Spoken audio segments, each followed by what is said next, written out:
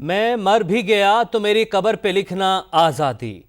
कश्मीरी मुजाहिदीन के इसी जज्बा शहादत ने इंसानियत के अलमबरदारों की तवज्जो दुनिया की सबसे तवील जिद्दोजहद आज़ादी मकबूजा कश्मीर पर समेट ली है। आज़रबाईजान की सहाफ़ी एनास्तासिया लॉरेना ने खित्ते में भारत की हठधर्मी और जुल्मों सितम समेत मकबूजा आबादी में जारी जिद्दोजहद पर खुसूसी डॉक्यूमेंट्री तैयार की है। कश्मीर द साइलेंट स्ट्रगल पर बात करने के लिए हमारे साथ मौजूद हैं Anastasia Lorena. Miss Anastasia, thank you for joining us. We want to talk about your documentary title as Kashmir the Silent Struggle has effectively brought attention to the Kashmir issue. How was your experience during your visit to the Azad Jammu and Kashmir? Thank you so much for inviting me. Indeed, that was my first visit to Pakistan, Brazil-like country, to Azerbaijan, and within many years, I was trying to understand better the situation on the ground. And that time, A News crew team, me and my colleagues had a chance to visit very beautiful Muzaffarabad city, Pakistani-administrated Kashmir, and see the reality on the ground. What I can say, we could see their people, their struggle, their intentions, their willingness to see the peaceful development, despite the fact that the conflict and the dispute has a long history, more than 70 years. Still, people there have a hope that everything will be resolved by peaceful means in a very soon. And they try to attract the attention of the international community. Therefore, within the project, which calls Frontline on A News, we traveled there to talk about the people, their stories, their lives, and also the intention of the Pakistani government to speak more about that, to speak loudly in accordance with all of those resolutions adopted by the United Nations. Me personally, I'm a journalist who has never been there. Therefore, for me, I didn't have any biased attitude. I just wanted to see the reality on the ground. And I think in our final documentary, we could show the willingness and the intentions of the people there to be integrated, to be heard, and to see the peaceful development of the region itself. If there is any kind of conflict, escalation, it will not benefit anyone. Two countries have a military power, have a nuclear power. Therefore, in my understanding, as we also could see the reality there, the international community should pay more attention to the situation there between India and Pakistan and in the Kashmir itself, to make sure that everybody and each state just follow all of those let's say documents and the resolutions adopted. The dispute should be resolved in accordance with the UN Charter. You talked about international community. We all know the human rights violations occurring in the occupied Jammu and Kashmir are severe. Why does the international community seem to overlook this situation? You know, that's a very good question. How the international community forms its biased approach, sometimes people in Azerbaijan do know very well. Within almost 30 years, there were 4 resolutions for bringing the peace between Armenia and Azerbaijan, as 20% of my country had been occupied by the bordering Armenia. Despite the existence of 4 resolutions of the United Nations Security Council, still the dispute was resolved only through the military means. And now Azerbaijan has its full sovereignty and territorial integrity. I really hope and wish that the peace will come to your region, to Kashmir as well. But what I'm saying is just the international community just sometimes think about its own preferences. We do have double standards. We do have the situations when the international institutions, including the United Nations, prefer not to talk about the issues which has not, let's say, affect their own situation. They think that if the conflict is frozen, if there is no escalation, that means it can keep there for within some time, and probably maybe time to time they're going to raise this issue. But the reality is, the frozen conflict doesn't mean resolved conflict. Therefore, if we want to have a peaceful community and peaceful development, the countries themselves, the 5 permanent members of the United Nations Security Council, should also contribute to make sure that unresolved disputes are resolved in accordance with the international law and the United Nations Charter, as I mentioned before. Okay, let's talk about the Pakistan. Pakistan has made numerous attempts to resolve the Kashmir conflict through dialogue, yet India has consistently undermined these efforts. In your opinion, is a peaceful resolution to this issue feasible? And if so, how might it be achieved? That was indeed, as I mentioned, the dispute itself is quite long, over 70 years. But what we could see in 2019, when Indian government decided to withdraw the special status, which was done and which was reversed before, in accordance with the international institution. And during my short talk with officials in Pakistan and with the ordinary civilians, they were saying that Indian side is not willing even to talk about this. That, of course, bring a lot of concern about the future of the region. And in my understanding, of course, the dispute should be resolved through the negotiations, through the diplomatic means between the two governments, between the India and Pakistan, in accordance with all of those resolutions adopted before. If I'm not mistaken, around 18 resolutions have been adopted through all of this time. Therefore, if in those resolutions it was stated that the dispute should be resolved by peaceful means and in accordance with the plebiscite and the right to self-determination by the peoples in Kashmir, that means two countries should follow all of those procedures. And the violation of human rights, it's not a solution for the stories. The people on the ground, they should also take an active participation and decide their future. Let's talk about Article 370. India revoked the special status of Jammu and Kashmir on August 5, 2019 by abrogating the Article 370 of the Indian Constitution, a move that contradicts the resolutions of the United Nations Security Council. What should be the response of the international community to this action taken by the Indian government and India?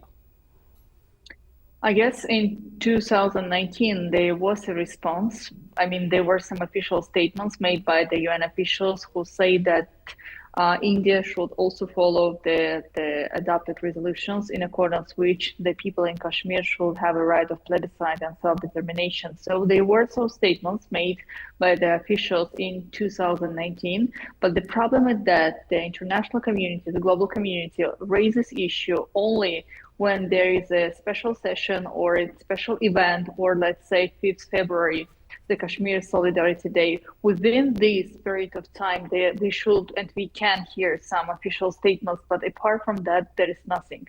In my understanding, is there should be more, let's say, roundtable discussions, especially side events in the United Nations. And Pakistan is doing that quite correctly, but they can be even more attempts to bring the attention of the international community. Time to time escalation on the line of control can destabilize the situation, not only in between of two countries, but the region itself. I guess the international community is quite aware about the situation, but again, due to its biased attitude and the double standards, time to time, the international community prefer to ignore the voice of those who are trying to bring the issues at the highest level. And I totally agree with what you have just said. In 2019, that special status was removed. And in our documentary, we also showed that the international community was quite worried about the human rights of those who are now unable to speak loudly about the situation on the ground. There is shutdowns of the internet connections, and the people, those who are willing to express their position, they're invisible, they're not heard. That's not right, of course. The people there on the ground should speak about their future, about their intention to be independent, to be part of Pakistan or to be part of India. But those people who are living there should have a right to speak. International Criminal Court has issued the arrest warrant of Netanyahu for human rights violations in Gaza. Can we expect the same for Narendra Modi for violation of human rights in occupied Jammu and Kashmir? The situation in between of two regions, let's say some experts prefer to compare, but in my understanding, there should be also some differences mentioned, like the situation between India and Pakistan. It's a long dispute over 70 years, and the situation that the conflict is being considered partially frozen. Therefore, it's not much discussed as, let's say, the situation around Gaza. That's why, in order to bring the attention of the international community, as I already mentioned, there should be more official meetings, more official roundtable discussion initiated in this case by Pakistan, for example, as we were said by the officials, Indian side is not willing even to discuss the Jammu and Kashmir situation since 2019. There is no diplomats, I mean high-level authorities, ambassadors, neither in Pakistan nor in India. Therefore, again, if one side is not willing to discuss even the situation, the reality on the ground would be more complicated. So now a lot depends from Pakistan, who can once again remind the international community that the dispute should be resolved by peaceful means as soon as possible. 70 years or 80 years, it's enough. Okay. Lastly, during your visit to Azad Kashmir, what differences did you observe regarding the lifestyle of the people and their political and social autonomy as compared to India illegally occupied Kashmir? Unfortunately, I didn't have a chance to visit the Jammu and Kashmir, which is now being controlled by Indian side.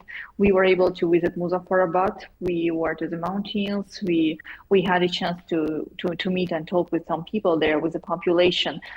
We were really much impressed by the beauties of that place. Indeed, if the conflict to be resolved, the dispute to be solved in the near future, I guess the region itself has a lot of possibilities to be considered as one of the most attractive tourist destination. That's the first issue. The second issue is humanity, the people and their willingness. From one side, yes, they do associate themselves with Pakistan, but from the other side, they do have their own cuisines, they do have their own, let's say, culture. They do have the willingness to consider themselves as also partially independent.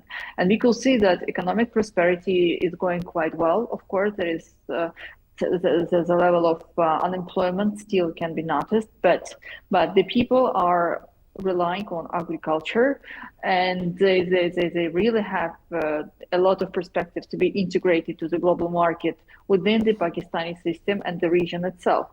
In comparison to that, unfortunately, not that much information is available about the Jammu and Kashmir, which is now controlled by Indian side. Even if you want to get any information from the internet, you are searching for videos. Again, it's quite difficult, I would say even impossible, to understand the life there at the moment from the perspectives of openness and social media access. On Facebook or any other social media platform, there are not much information available about the situation. So the region itself is very closed.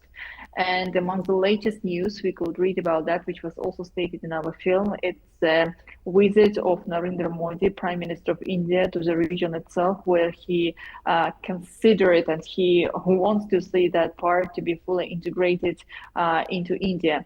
And what was really interesting for me to discover is that despite the fact that the Muslim population is quite significant, quite large in India, still the level of Islamophobia there is also very impressive. And it's not only about me or about Pakistan or anyone else in the region speaking about that. It was also the topic of discussion at the highest level within the international institution, Amnesty International, for example, the United Nations concern about the human rights violations in regards to the Muslim population or Christians, for example, in India. And again, I would like to refer to the situation in our region in the post-conflict development, when the conflict between Armenia and Azerbaijan has been resolved, and Azerbaijan is doing its best to bring the peace and stability to make sure that the peace agreement between two countries are signed in the near future. We could see how Indian side is sending weapons, military equipment to bordering Armenia. Why? Armenia was responsible for occupation of 20% of Azerbaijani lands within almost 30 years, despite the existence of 4 resolutions of the Security Council of the United Nations.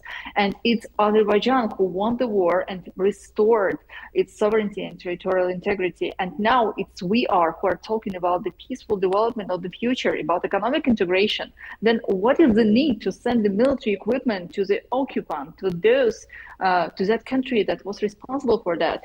And in my mind, there's also the level of Islamophobia in that country play a role. So in India, they do consider Armenia as a Christian community who has to be supported, and Azerbaijan as a Muslim state which actually should be ignored. The position of Azerbaijan should be ignored in this particular issue. That also shows that the level of Islamophobia, unfortunately, in India is quite high. That's why it's quite logical to understand what the people in Jammu and Kashmir, which is now being controlled by India, feeling there within such a long period of time. Thank you so much for your time, Mr. Anastasia.